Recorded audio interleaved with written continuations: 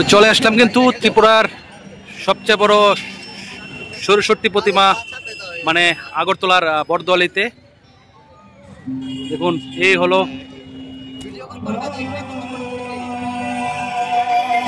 এই মূর্তি, কিন্তু 40 ফুট উচ্চতা কিন্তু এই মূর্তির। বরদোয়ালি দেখুন ত্রিপুরার সবচেয়ে বড় সরস্বতী। আর প্রতিদিন কিন্তু সাংস্কৃতিক অনুষ্ঠান হয় এই পুজো মণ্ডপের সামনে।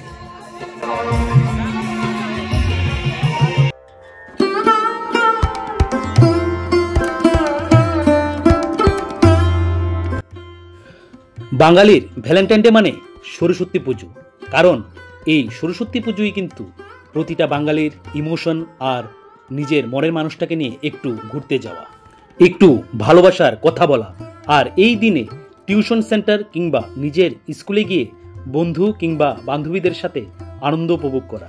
এই দিনে কেউ খুঁজে পায় তার নতুন প্রেমিক, আবার কেউ হারায় তার প্রেমিকাকে। সত্যি মনে পড়ে আমাদের সেই ছোটবেলার স্কুল জীবনকে, সত্যি মনে পড়ে স্কুল জীবনের সেই হারানো দিনগুলো। সরস্বতী পুজো মানে হলুদ পাঞ্জাবি আর হলুদ শাড়ি পরে অঞ্জলি নেওয়া, আর অঞ্জলি নিতে নিতে তার দিকে একটু উকি মেরে তাকানো। সরস্বতী পুজো মানে স্কুলে সবাই মিলে খিচুড়ি ভোগ খাওয়া।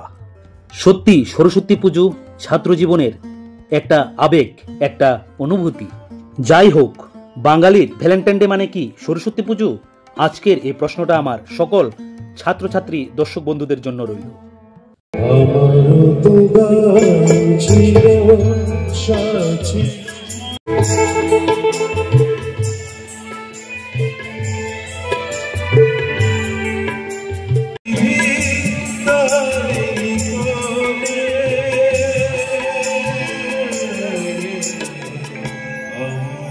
এদিকে কিন্তু মেলার আসর বসানো হচ্ছে, প্রচুর কিন্তু মেলা এই জায়গায়। এখানে হলো প্যান্ডেলটা, আর এদিকে কিন্তু এদিকে আছে আচারের দোকান।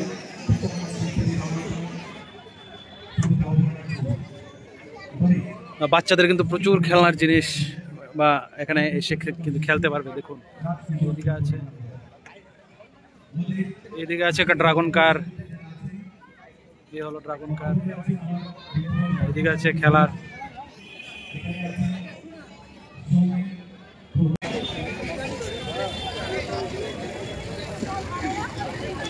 এদিকে আছে ছোট রোল সেন্টার।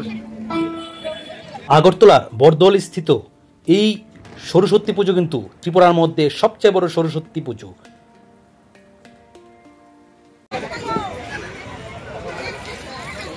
কিন্তু সব দেখতে পাচ্ছি জোয়ার আসর, বিভিন্ন খেলা হচ্ছে। এদিকে আছে লটারি।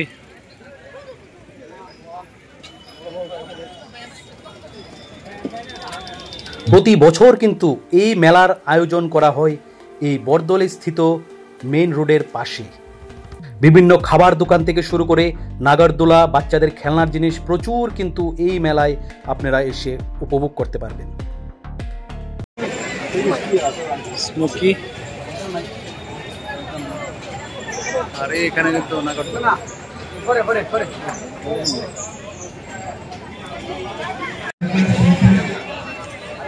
এদিকে আরেকটা গেম আছে।